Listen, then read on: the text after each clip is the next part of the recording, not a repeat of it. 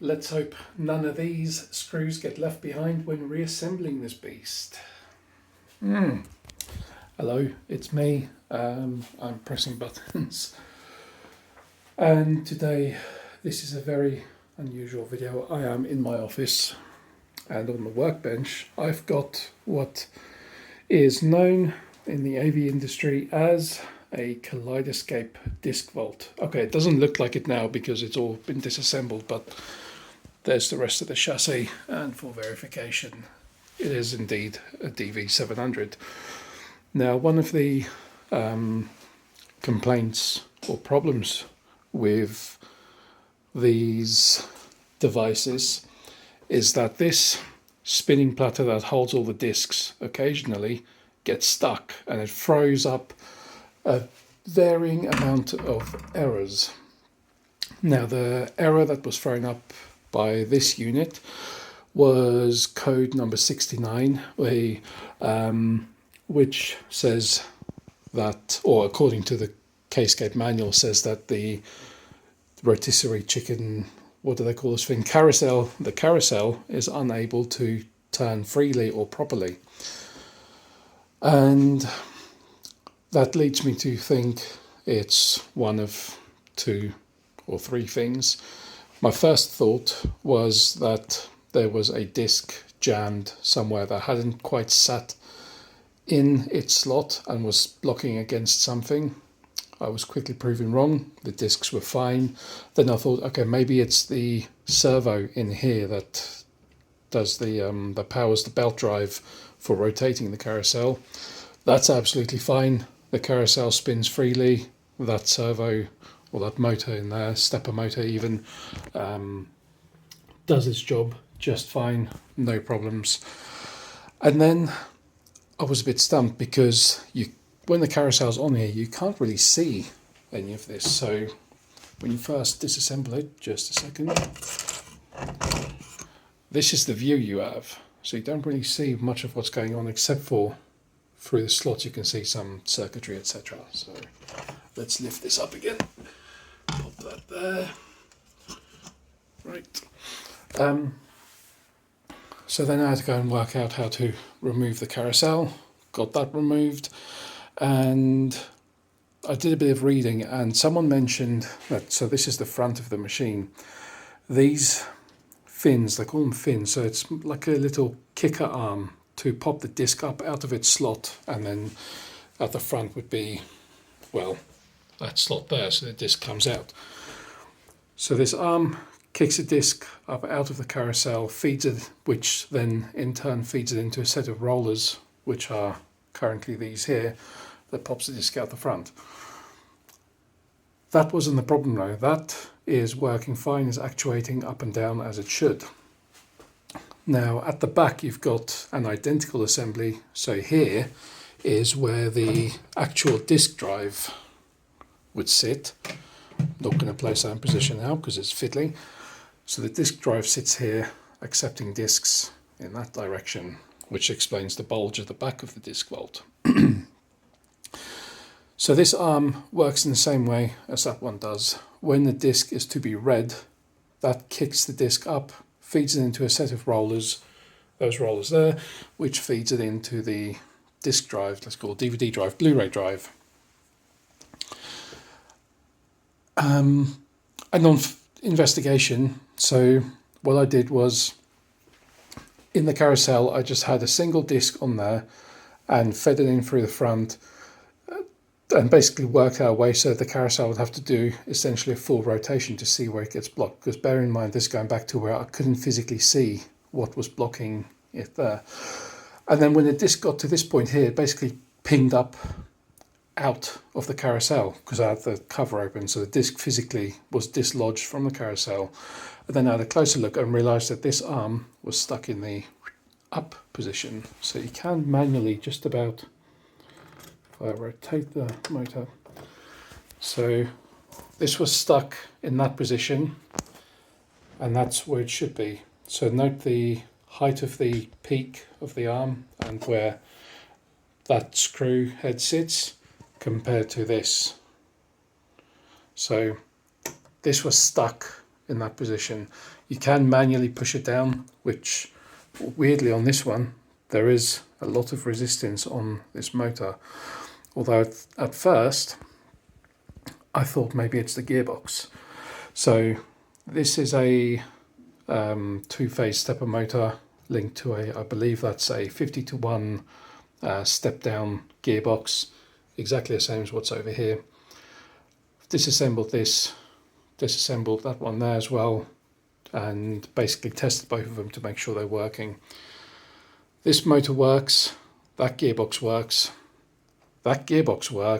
but this motor only seems to fire every 1 in 3 tries, which is not good enough really, because if that motor is, or if this arm is stuck in the up position at boot up especially, or even just in general, so say it's just loaded in disc, so in this instance it had just loaded the disc, movie was playing, and then it was sort of left at that, nothing else was touched for a few days until the user tried changing the film, at which point obviously the carousel it received a disc, tried rotating, but couldn't because this was stopping it. So it threw up the error. Yeah. So I know what the problem is. Yeah, this needs all disassembling again. So my method for testing it basically was I've swapped over the 2 gearboxes, because at first when I so this gearbox was originally over here. When I took it off, I thought there was a bit of play in it, which I figured, okay, that's not good for a gearbox. Then I took the other one, so this one was over here, took that off, and they both have the exact same amount of play in it. So the shaft moves less than 0.5 millimeter, but it does move. So I thought, okay, I'll swap over the gearboxes to the stepper motors, and what I suspected initially to be the broken or loose gearbox is working fine with this stepper motor. So if I wind that back to there, so I'm going to power it up in a second. So I've just manually set both of these to a high point, because in the in the boot up sequence for the Disc Vault is to reset both of these arms. So try and get both of them in view, power it on, hear the fan, and in a second, so you saw the one on the right reset perfectly well. Let's turn that back off again, and the one on the left is still pretty much stuck in that same position. Now if I was to repeat that power up sequence, or if I was to wiggle this with a screwdriver to loosen it a bit, repeat the power up sequence, it will work, and then it will get lodged again. So yeah, like I said, 1 in every about 3 attempts it seems to reset position. Now the interesting thing is all I've got is that part number there, if I can focus on that, SRM1509. That does yield some results on Google, and this is a fairly generic made in China part. Only problem is all of them are made in China, and shipping on them is like 2 to 3, sometimes 4 weeks. Not massively expensive. They range from, depending on whether you have the gearbox included or not, anything from sort of £9 or $9 up to 30 or 40 pounds or dollars. And yeah, that's what I'm putting down to being the fault, short of it being a power supply issue, which I don't think it is, because I don't want to disassemble the whole thing, but I would like to think that these 2 stepper motors share a power supply, so to speak, as in they share one board. Usually with power issues, it's a case of it either works or it doesn't, not sort of every now and then. What's also important to note is there is physical resistance. So if I take this off and I try to rotate it by hand, there is a lot more physical resistance in doing so on the shaft compared to this one. This one rotates almost freely through the gearbox, that is. Through the gearbox, bearing in mind it's a 50-to-1 gearbox. This one rotates freely, this one not so much. Even so now, if I was to try and move this arm manually, yeah, that's already jammed. Whereas this one, don't want to keep messing with it too much, but can move that easily. This one, okay, no, that's completely stuck. So yeah, there's something wrong in this stepper motor. So quick look on eBay yields nothing useful. It's all car related stuff. Suspension, there's a few mentions of, well, that's my recently viewed items, so there is a way of finding it through eBay, but initially that search brings up nothing. Weirdly, Amazon, however, does bring up a lot of similar looking products. So all of these, you can see this very long lead times, delivery times. So we're on the 6th of December now. Yeah, that's nearly a month at worst. Now the big thing to note here is that all of these seem to have this extra bit of circuit board attached to it, which if I click on one of them, there is actually something going on there. There's some sort of a controller built in, which, yeah, if I zoom in on it, that's gonna cause issues. I don't know if that's for an external input from something else or what. I'm not very confident that this is going to work, but apart from that, it does look very similar. So you can just about see the part number on there. It's about the same, and the specs are basically that it's a 15mm stepper motor, 2-phase 4-wire. Yeah, where am I? So searching the same on eBay, 2-phase 4-wire stepper does actually bring some results. So here you can see the cheaper end of stuff, which, yeah, I don't know whether that's gonna be any good.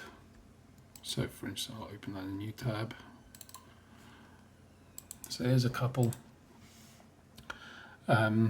This one, first of all, you can see the gearbox, okay, it doesn't have that plastic shroud around it, but the output shaft is no good. But if I don't use the gearbox, provided the bolt pattern is exactly the same, that could work. And there's this one that does actually show the bolt pattern. So that looks 99% identical to the stepper motor in the Disc Vault. So I think this is going to be the best gamble. Plus that gearbox, different part number on it, but I think that may be mainly down to the fact that it's got a different output shaft. But as I've already proven to myself, the gearbox is not at fault. It's just the stepper motor itself that I need. So yeah, sorry I've waffled on a bit.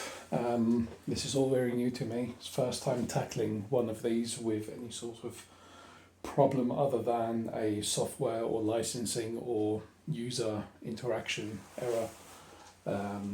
So when I find a fix, when a replacement motor arrives, I will put it in and I will post results, because this is a part that Kaleidescape themselves don't support, supply or replace or repair anymore. They only, to my knowledge, they only supply replacement disk drives. So if the disk drive ever plays up, they'll sell you a kit for that. That has to be installed by a dealer.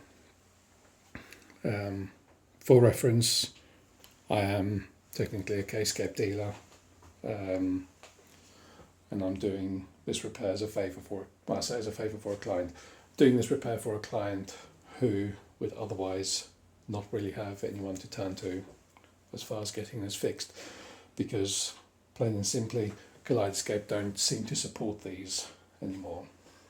Anyway, until this little thing is fixed, I'm going to leave it there because this video has gone on way long enough now. So yep, until then, bye bye.